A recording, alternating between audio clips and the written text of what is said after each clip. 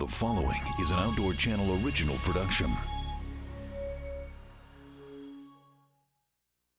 NASCAR Sprint Cup driver Paul Menard escapes from the lightning-fast pace of the track to the rugged wilderness of Wyoming in pursuit of trophy elk. You always have that pressure on you, always trying to figure out how to go faster, how to do something better. Where hunting, it's kind of the same thing, but you just get to relax a little bit. You get to enjoy it. Now on Realtree's NASCAR Outdoors.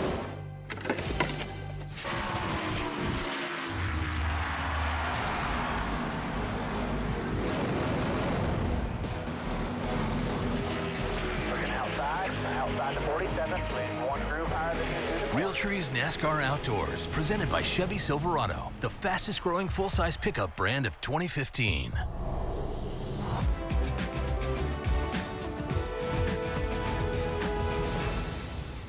Hello everybody, I'm Bill Jordan, and many of you already know that I live for the outdoors. But like a lot of you folks, I'm also a big fan of the sport of NASCAR. The passion, the power, and the pursuit of victory. It's one of the most intense and exciting sporting events in America. Here on Realtree's NASCAR Outdoors, I have a chance to take some of the sport's biggest names out here in my world.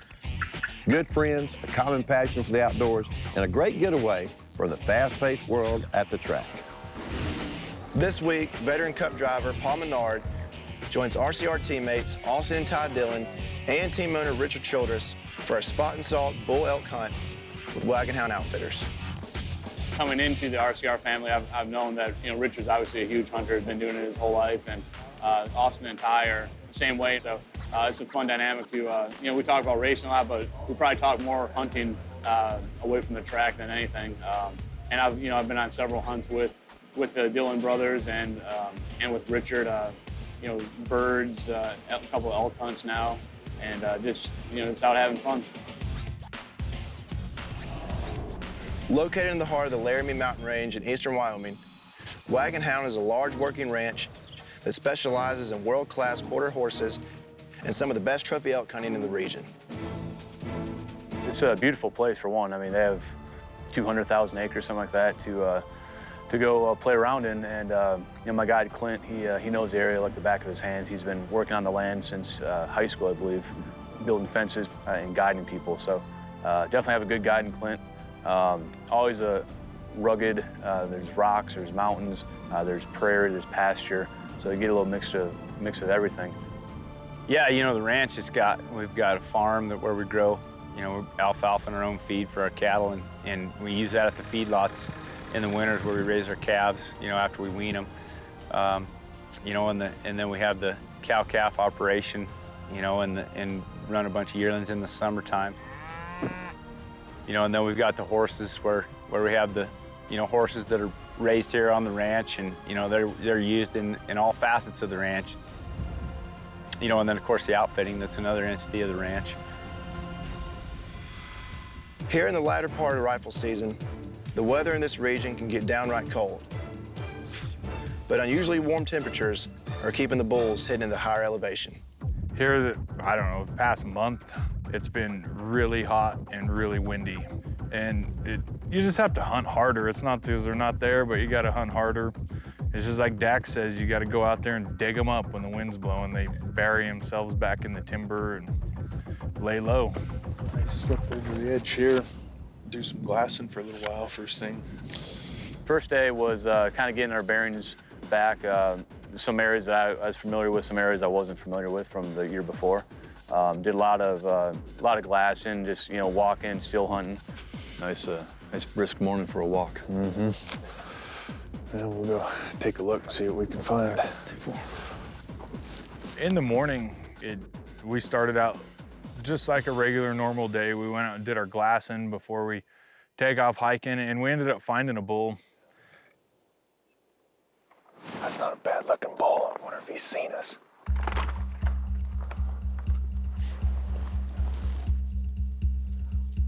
We had a good view of about 4 bulls across the valley. Just kind of see what they're going to play out, how is all going to shake out. I can't tell with this. He's pretty decent looking. 450 yards. So we weren't really sure what they're going to do, if we were going to spook them, or if they're going to just get get scared because they don't know what's going on, so they bed down. I had to climb up a fairly steep hill and got over there. Had him bedded down.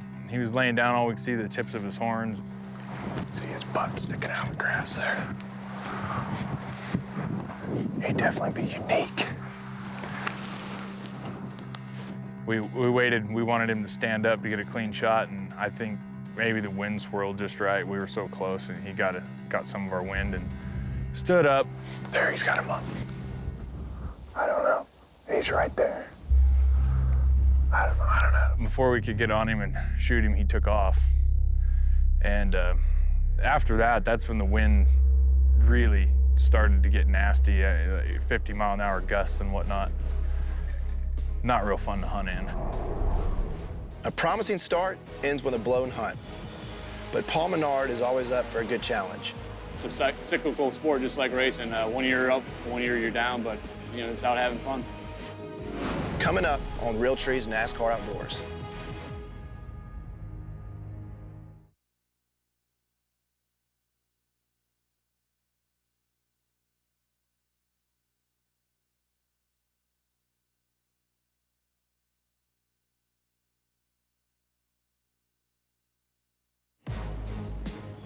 Realtree's NASCAR Outdoors is brought to you by the most dependable, longest-lasting Chevy Silverado. By Bass Pro Shops, your adventure starts here. And by Bill Jordan's Realtree, family, friends, and the outdoors.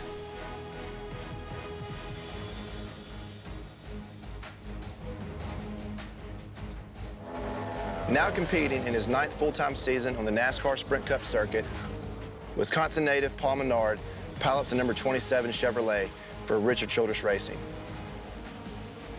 But in their brief moments away from the track, Paul and his team owner Richard also share a common passion for the outdoors. I think that's why I like hunting so much, is because you're, in the race car or just day-to-day in NASCAR, it's a pressure cooker. You're always doing something that, there's things on the line, right? So you always have that pressure on you. You're always trying to figure out how to go faster, how to do something better. Where hunting, it's kind of the same thing, but you just get to relax a little bit. You get to enjoy it. It's quiet. It's you and just a couple people that just go out and walk the land and enjoy nature and enjoy its animals. Returning to Wagonhound Ranch in Wyoming for their 3rd straight year, it's only natural that Paul, Childress, and teammates Austin and Ty maintain their competitive spirit. Austin kicked our butts last year out at Wagonhound. He had a really nice bull. I think I beat him the year before. That is a heck of a bull right there. He's nice. It's a cyclical sport, just like racing. 1 year you're up, 1 year you're down, but I'm really proud of both my bulls I've gotten out there. Ty had a nice one, Richard had a nice one, I had a nice one. It's fun to be out there in the outdoors. The hunt, during the day, the hunt's pretty serious. I mean, we're working hard and trying to stalk a nice bull, and at the end of the day, you get back to the lodge, and that's when the stories start flying. Paul and his guide Clint were able to stalk in on a nice bull their first day out, but as bad luck would have it, they can never get off a clean shot. Yeah, you missed your window. So with a positive outlook and the willingness to hunt hard, they strap up their boots and press on. Hunting here at Wagonhound, even with the bad weather conditions, we can usually find an elk because of the different types of terrain we have. We have some higher country it's more wooded, more protected and whatnot, and when it's warmer and the elk haven't come down all the way, we can get up in there in that country and usually find elk. It's a little tougher back there than it is down the lower stuff. And then the opposite, when it's cold and snowy, we have some of this lower ground where the elk come in winter, so we have a chance to kill them then too. If you hunt hard, you usually win here. It just works out good. We got options. We relocated ourselves to a new area. It's the place we call the Gorge. It's down in a deep hole where it's fairly protected. The elk kind of go down there. Bull spotted right below us.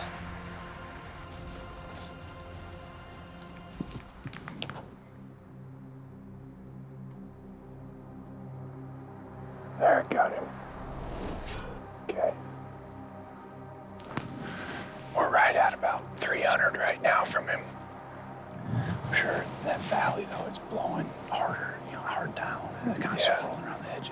We'll kind of judge it. I don't know. Let's kind of creep. But let's just kind of creep down through here. Let's get to these rocks and get set up so if he steps out, we can shoot him. Temple.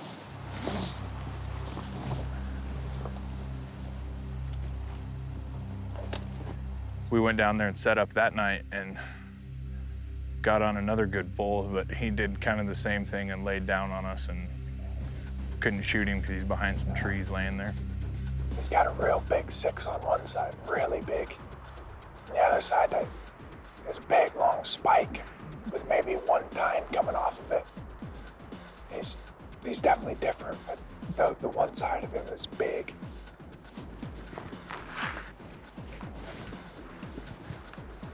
Just a couple little branches in the way. Yeah, we gotta wait till he stands anyway. Yeah. Yeah, it's about the story of all of this.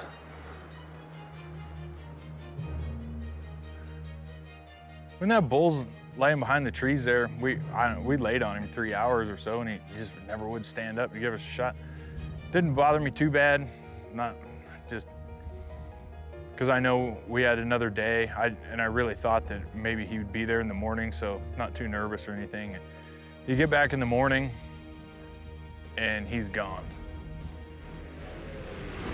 Another missed opportunity on a mature Wyoming bull puts Paul and his guide back on pit row. Leaves you about half a day then. I'm just thinking, where are we gonna go? What are we gonna do?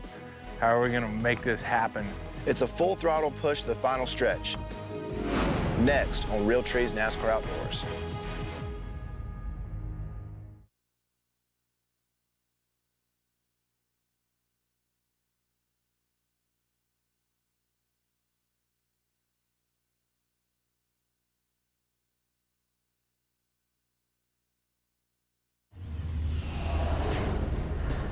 Here at Wagonhound Ranch, NASCAR Sprint Cup driver Paul Menard has already had 2 close calls on Wyoming bulls.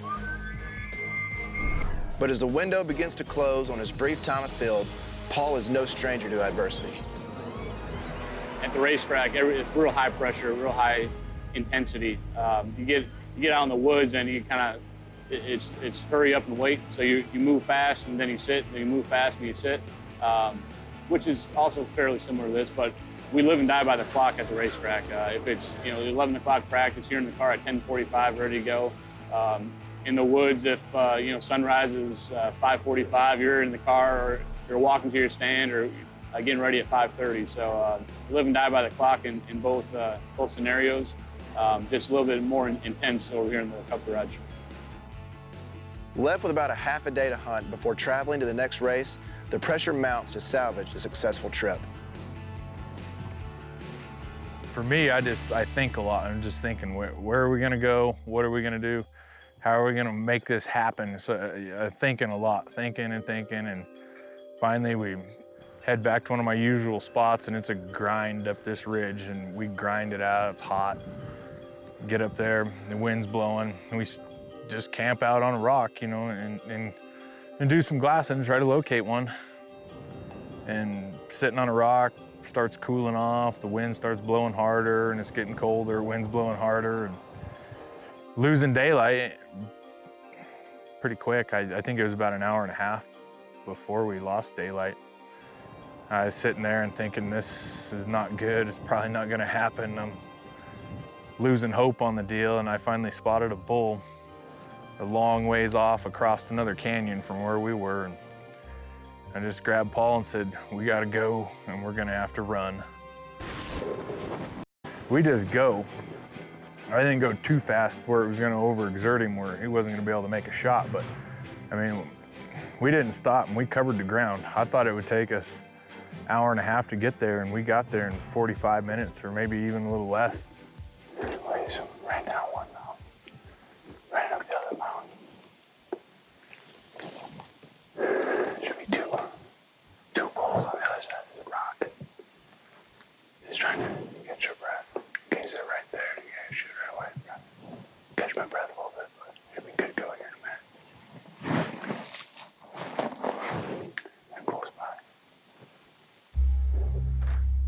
I left Paul back just for a little while so I could climb some rocks and try to locate where they were to get a spot on them. There was 2 bulls there.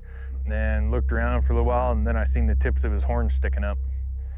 And he was looking our direction the whole time. And one time we were coming off the hill, I thought he was looking at us. So I think he did know we were there. And for some reason, if it was that side of the ridge we were on, or if the wind died down, it wasn't blowing there at all. So he might have even been able to hear us because it just went dead calm, and kind of scared me that he would hear us or smell us at that point because we were really close. I went back and got Paul. And then look right over my spotting scope. You can see his horns picking up right there.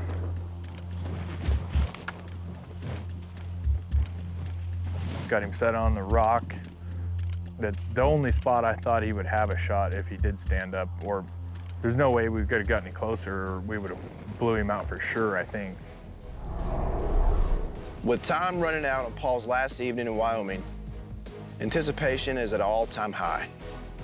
You get 80 yards from it, it's pretty intense because it don't take nothing for them to see you or smell you or even hear you, and they'll blow out of there and they're gone. Coming up on Realtree's Nascar Outdoors.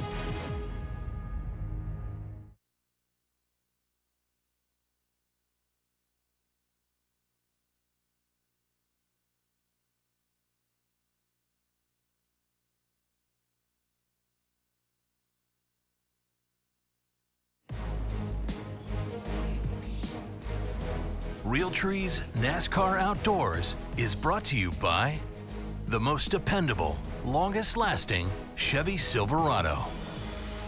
By Bass Pro Shops, your adventure starts here. And by Bill Jordan's Realtree, family, friends, and the outdoors.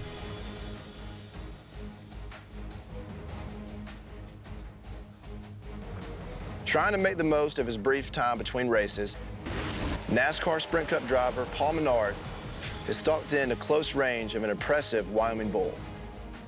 But with only a half hour of good shooting light left, patience is running thin. Get him set on the rock, and then it turns into like the other night. It's a waiting game. He won't stand up. And I think it was probably about our last 15 minutes of light. I was sitting there thinking, I don't know what I'm gonna do. I gotta make this bull stand up somehow. And I've tried different stuff over the years. Cow call at him in rifle season. I've seen him jump up and take off running like you just shot at him with a gun. So I definitely didn't want to do that. And then just thinking, what can I do to make this thing stand up and not run away? Finally, I don't know, he knew we were there or what, but he got nervous enough, he just stood up. He's getting up. He's getting up. Here we go. By the time he came out of the rocks, I think he sensed us. I don't know if he could see us, but he maybe smelled us, got a whiff, and he was looking right at me. You got him. You got him. Reload. Reload. He turned and ran to his left just a little bit and went behind some trees, and so I couldn't see him. I'm a little bit nervous at that point. I did see that he was hit, but I had no idea how far he went, if he was still running or whatnot, so I was pretty nervous. And I took Paul with me and hurried up and went up there.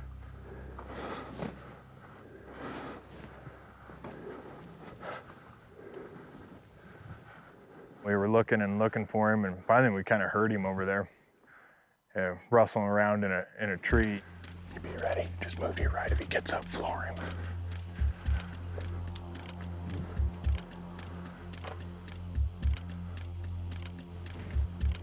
We walked up on him pretty slow, just in case he wasn't gonna get up. And in the meantime, while we were walking up on him, he killed over dead. I think he's done. Go ahead. It was a pretty good feeling then that it was all over. We weren't gonna lose him or have to track anything or do anything like that. So it pretty dang rewarding too. At the last minute, you know, you take a big breath and relax and enjoy it all after that. Not a bad bull. No, big boy. Got nice long main beams. Good job, man. Yeah, Nice job. Thanks, buddy. This is what we wait for. 3 days. 3 We days. wait long enough for him. That's good stuff, man. It's a huge accomplishment, and You know, this is beautiful land. I love being outside. Love just going for hikes, doing it, and you know, seeing these beautiful animals and play is really rewarding, especially after you do a 2 to 5 mile slog like we've been doing the last couple days. And you get one, you take it, and you appreciate what they do, and they taste delicious afterwards. So the 11th hour is more like 12th hour bull. We're running low on daylight. Had maybe a half hour to spare, and had to finish this hunt up in a hurry. And we got a nice 7x6 at the end of 3 hard days of hunting. Get him cleaned up and off to Phoenix for the weekend. So great week, great week here at Wagonhound. Bill and Tyler have been awesome to me, to everybody at RCR. You know, obviously their history with Richard goes back a long ways, and I've just gotten to know them the past couple of years. But really a true family-orientated, great people. Make some really nice products, and I'm fortunate enough to use that product and have some nice trophy bulls that we pulled down because of it.